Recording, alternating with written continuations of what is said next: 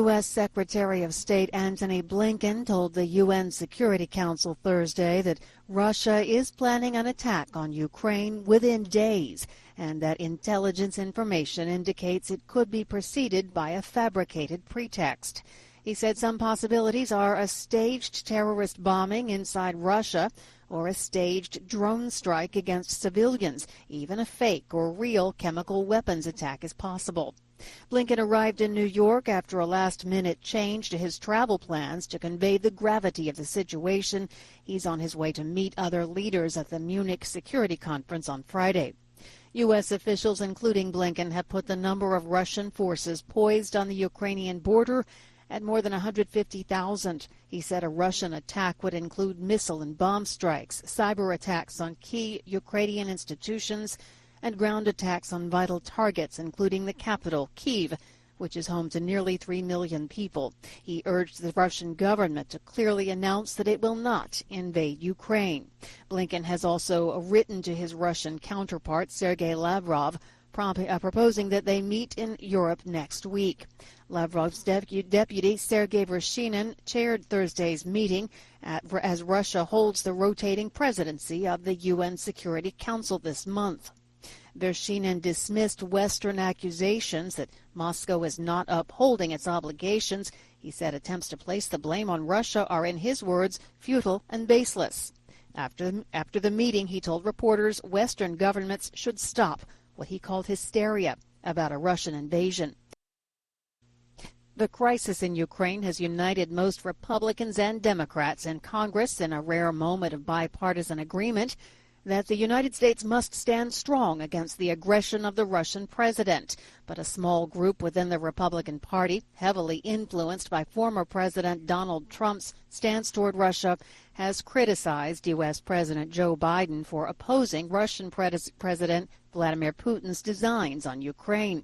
Some go as far to say as Russia has a right to invade. And some progressive Democrats in the House of Representatives have warned there is no military solution to the crisis. With memories of the U.S. withdrawal from Afghanistan and subsequent Taliban takeover still fresh in the minds of the American public, much of the concern on both the right and the left is focused on avoiding military involvement in Ukraine. Biden has said multiple times the U.S. will not commit troops on the ground in Ukraine and will only provide military aid. Most Republican and Democratic lawmakers agree with the administration's position that Ukraine's fledgling democracy must be protected. Over 100 people have died from floods and mudslides in the city of Petropolis in Brazil. Correspondent Karen Shamus of the AP reports.